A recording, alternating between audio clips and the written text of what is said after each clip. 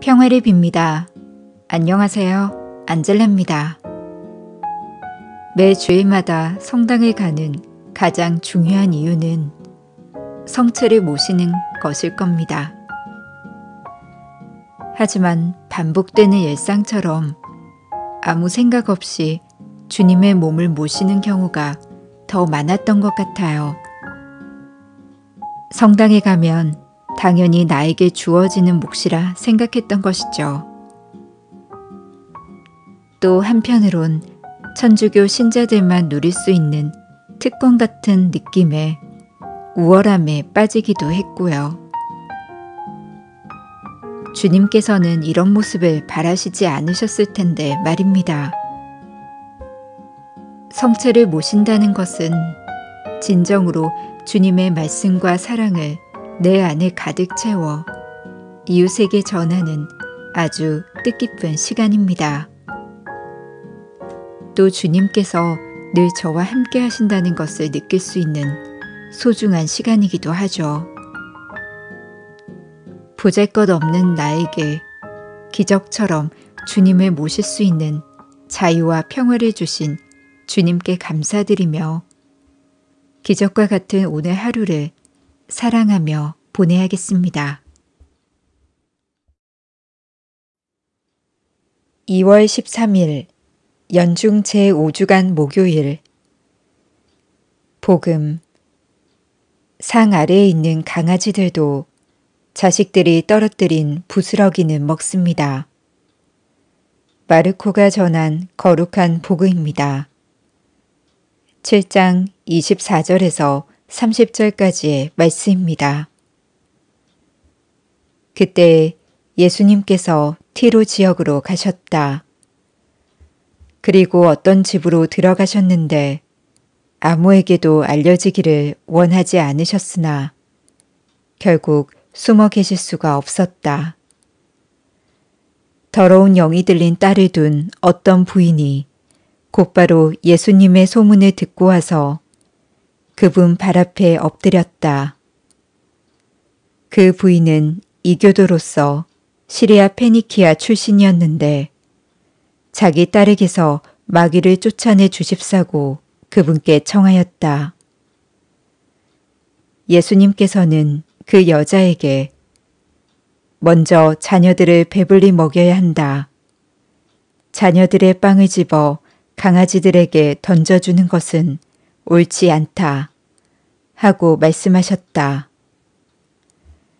그러자 그 여자가 주님, 그러나 상 아래에 있는 강아지들도 자식들이 떨어뜨린 부스러기는 먹습니다. 하고 응답하였다. 이에 예수님께서 그 여자에게 말씀하셨다. 내가 그렇게 말하니 가보아라. 마귀가 이미 내 딸에게서 나갔다. 그 여자가 집에 가서 보니 아이는 침상에 누워있고 마귀는 나가고 없었다. 주님의 말씀입니다.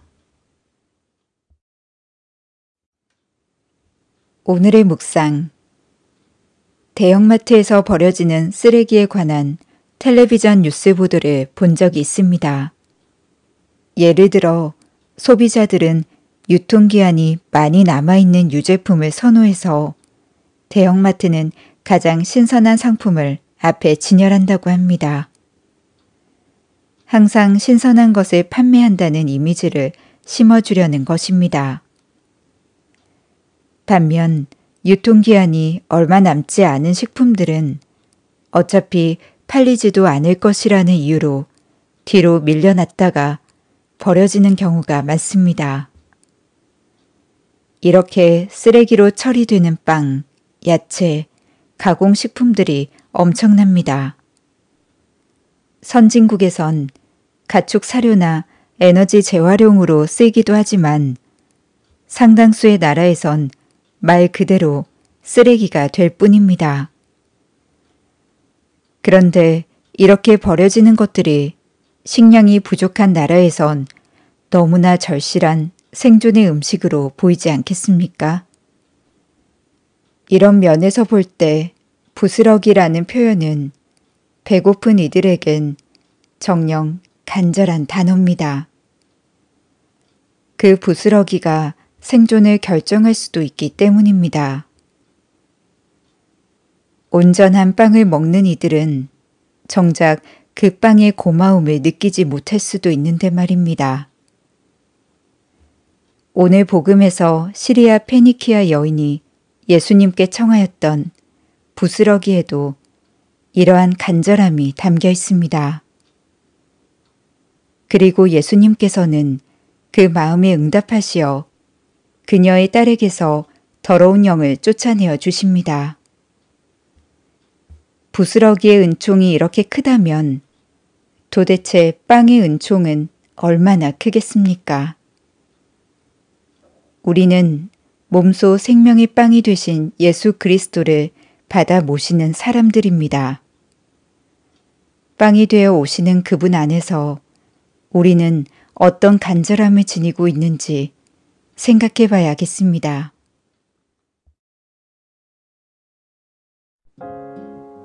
주님, 그러나 상 아래에 있는 강아지들도 자식들이 떨어뜨린 부스러기는 먹습니다. 주님, 그러나 상 아래에 있는 강아지들도 자식들이 떨어뜨린 부스러기는 먹습니다. 주님, 그러나 상 아래에 있는 강아지들도 자식들이 떨어뜨린 부스러기는 먹습니다. 생명의 빵이신 주님, 주님을 제 안에 모시기에 기꺼이 허락해 주셔서 감사합니다. 주님의 뜻이 헛되지 않도록 오늘도 말씀으로 기적을 만들겠나이다. 아멘.